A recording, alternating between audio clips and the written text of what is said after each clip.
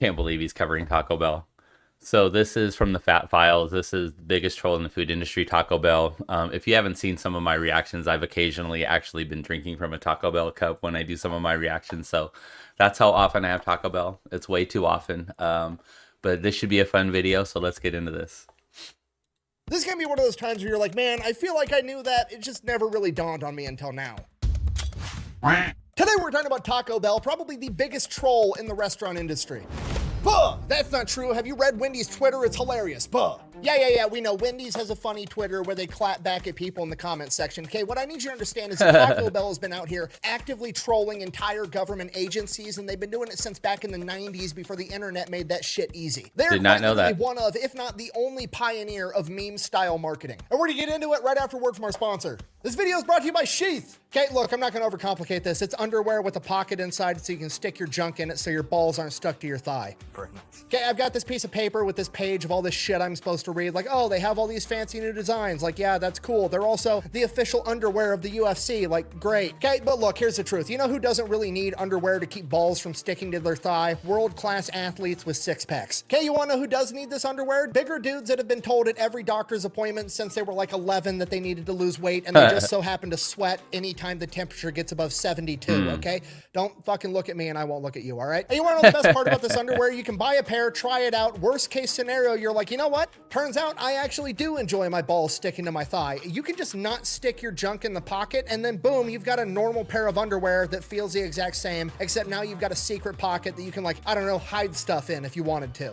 Oh, and you can put your weed in there. So yeah, you absolutely need to try some Sheath underwear. You literally have nothing to lose. The worst case scenario is that you bought some underwear. The best case scenario is that you never have your balls stuck to your thigh ever again. I'm gonna have a link and a discount code down below. Let's get back to the video. Our story begins in 1948 with a young man by the name of Glenn Bell. See what they did there? Glenn Bell, Taco Bell. Taco Bell. Glenn Bell. Glenn Nice. Bell has just returned home from serving his country as a cook in the United States Marine Corps. No shit. Oh my god, he's a cook from the Marines. Holy shit. How did I know this was going to end up with the Marines with the fat electrician? Holy shit. Things are already starting to add up. I've said it once and I'll say it again. You don't call up the Marines unless you want something dead, broken, or pregnant. And I've known that Taco Bell was military food all along. But Glenn didn't start off by selling Mexican food right out of the gate. No wonder why I eat it all the time. Hot dog stand in San Bernardino, California, known as Glenn's Drive-In. And things go absolutely awesome. They go so awesome that after a couple of years, he opens up a second location and expands into not only selling hot dogs, but also Bell's hamburgers. But then another restaurant comes into San Bernardino, California, and they're also just trying to sell a bunch of hamburgers, a little company called McDonald's. So Glenn decides, you know what? I'm not going to try to out hamburger McDonald's. I'm going to go ahead and make a slight alteration to my menu. I'm not going to sell hot dogs and hamburgers anymore. I'm going to start selling tacos. And my favorite little fun fact about this is that Taco Bell's taco sauce is actually Glenn Bell's original recipe for the chili in his chili dog. Wait a minute. That's it. What? Einhorn is Finkel. Finkel is Einhorn. Einhorn is a man. Oh my God. That's a false equivalency. Yeah, did you guys know that tacos are just Mexican hot dogs? Services for emergencies only? Yeah, I know, but hear me out. This explains why Taco Bell's original slogan was always think outside the bun. What? She is suffering from the worst case of hemorrhoids I have ever seen. Sorry, I got really distracted. Anyways, he goes from selling hot dogs and hamburgers, changes the name of his restaurant to Taco Tia, and now he starts selling tacos out of a drive-thru window. And his entire strategy is volume. He wants to sell as many tacos as possible, as cheaply as possible. He ends up selling tacos for 19 cents a piece, and the reason he's able to do that is he just streamlines the entire making or assembly process of a taco. And the way he does that is he pretty much exclusively utilizes hard shells. That way, the tacos are just easier to make and the shells are always ready. And to some degree, he's kind of credited with inventing the hard shell taco, which probably isn't true, but he's definitely the reason that they became so popular. And if you think that sounds crazy, it's absolutely not. You got to remember, this is like the 1950s. A lot of people in America that weren't near the southern border had never even heard of a taco. Oh, I bet, yeah. For a lot of people at this point in time, the first time they actually had Mexican food was at a Taco Bell once they started expanding. But regardless, the point is, Glenn Bell has officially just become the Henry Ford of tacos, okay? Just mass production. And to nobody's surprise, that goes great. He grows Taco Tia into multiple locations, ends up up selling the entire brand off to another company, starts his own company to grow it again. This one is called El Taco. Does the same thing all over again, grows a company, sells it off. This time he wants to do it a fourth time, but he wants to make it a franchise company and he wants to run the entire thing. So he needs some capital. He partners up with 4 players from the NFL's LA Rams, and they end up starting the very first Taco Bell in 1962. And absolutely nobody's surprised, they totally crush it. I mean, they're selling 19-cent tacos to Americans. It's basically a layup. In the NBA, though. Oh. Jeez. Oh my gosh.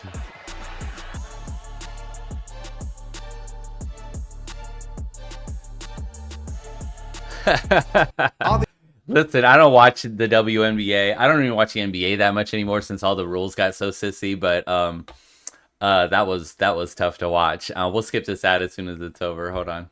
Oh my gosh, I'm getting ad bomb. There's 2 of them. Anyways, within 5 years of being in business, they're doing so well that by 1967, other successful fast food franchises are looking to cut in to this fast food Mexican niche. So Pizza Hut actually starts their own restaurant called Taco Boy, ends up being a huge failure. They cannot out-taco the I didn't know that. Okay, fast forward 10 more years, they crush it the entire time, and then in 1978, they actually do end up getting bought out by a larger company, Pepsi. Oh, crazy. Okay.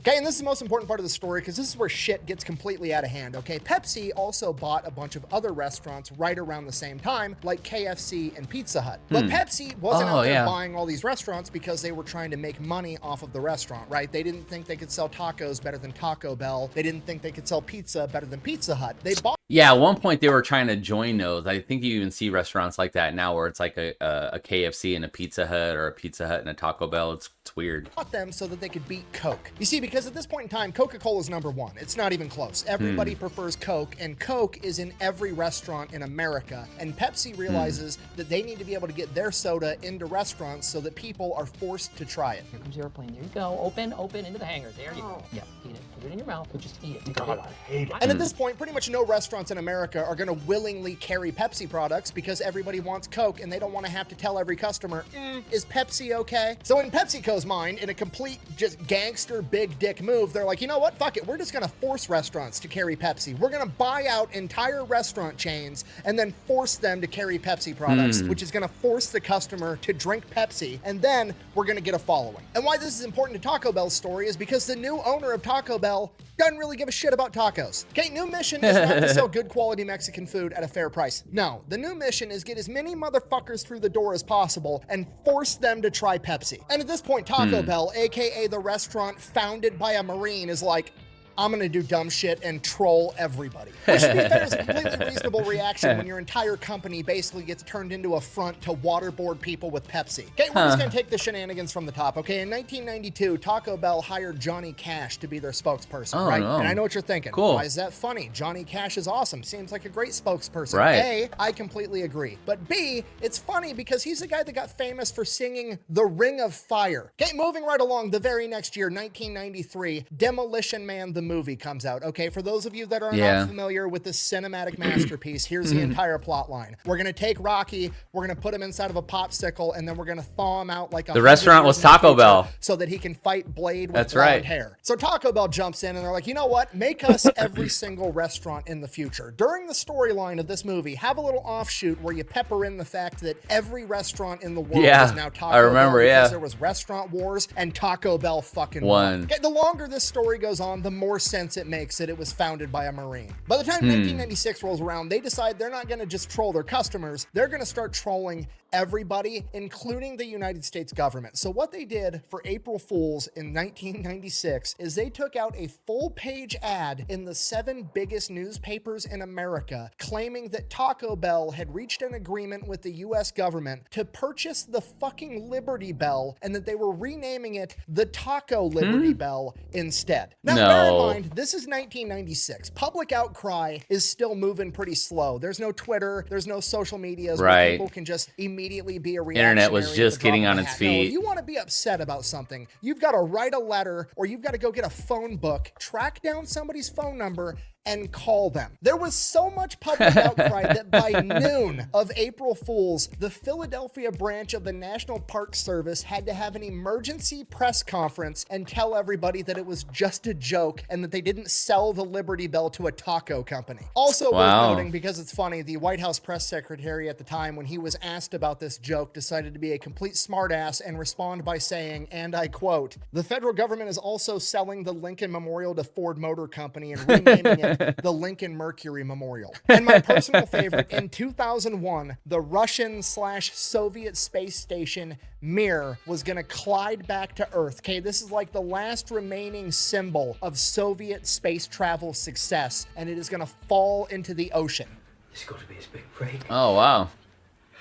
We've got to fuck with him. So Taco Bell is like, fuck it, we're gonna get a giant inflatable target and stick it in that part of the ocean with a big ass bullseye that says free tacos here. And if the Russians can manage to hit this fucking target with their space station, we're gonna give free tacos to everybody in America. Okay, this is why Pepsi's my favorite soda brand. Do I like the taste? No, but I just like how much they hate the USSR. Okay, for those of you a little fuzzy on the timeline, the USSR disbanded in 1991, right? 6 years later in 1997, Pizza Hut, the other restaurant owned by Pepsi, gets Mikhail Gorbachev, the former leader of the USSR, to appear in a Pizza Hut commercial to send the very clear, very loud message of communism can't out Pizza the Hut. And now, 4 years after that, the Mir space station, the last remaining symbol of Soviet success at literally anything, is about to fall out of orbit and collide with the planet, and a taco company is putting a giant target in outer space, offering free That's hilarious. tacos to I didn't know any of the this. country that beat them in the Cold War if they managed to hit this target with any remnants of the Soviet space station. How Not only is funny. this going to maximize the amount of people watching with anticipation as one of the last living memories of the Soviet Union dies, it's also one giant last middle finger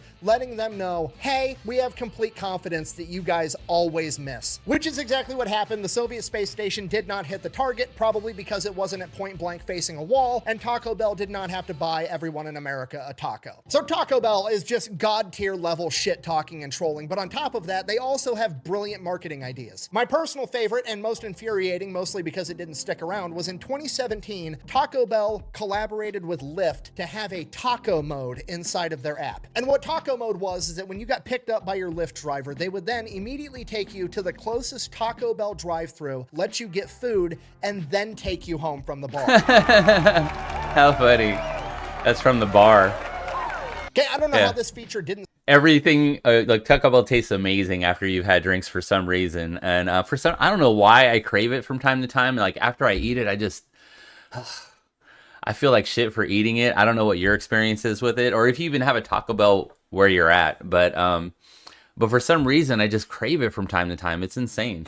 Stick around longer. Maybe I'm in the minority apparently, but this is exactly what I want. Okay, I spent my entire childhood getting told don't talk to strangers. As a grown-ass adult, there's nothing I want more in my life than to be able to summon a stranger with my cell phone and have them take me to Taco Bell before dropping my drunk ass off at home. Right, you know what? I'm drunk gonna ass. all the ridiculous shit they've had on the menu over the years, because remember, they're only there to push Pepsi products. They don't care about having good quality Mexican food, and that's why they've essentially I did not know the that. entire menu into a circus show. I love it. The entire menu is just like the shit that you would talk about with your buddies when you were like drunk or high. Like, bro, you know what would sound good if we made a quesadilla and then turn that quesadilla into It's the shell true. for a burrito? We'll call it the quesarito. Dude, they do some weird shit there, dude. The Mexican pizza and all that other shit, that's just all Americanized Mexican food. And if you ask any I live in Arizona, so if you ask them, they're like, that's not Mexican food. Oh man, this crunch wrap sure is good. You know what would make it better? If we replaced the hard shell tortilla on the inside with a giant fucking Cheez-It. And It looks like an envelope. We might as well make the hard shell tacos shell a giant Dorito. Why not? So yeah, in conclusion, that is the story of Taco Bell. That time that a Marine came home from World War II, started a Mexican hot dog restaurant that somehow perfected the art of shit-talking, trolling, and creating weird menu items, all on its quest to force people to drink Pepsi. Thank you for watching. Best way to support the I channel did is not to buy know some that. merch over at thefatelectrician.com. Quack bang, out. You know, for once, I know this video is super unhinged, but I feel like it's not my fault this time.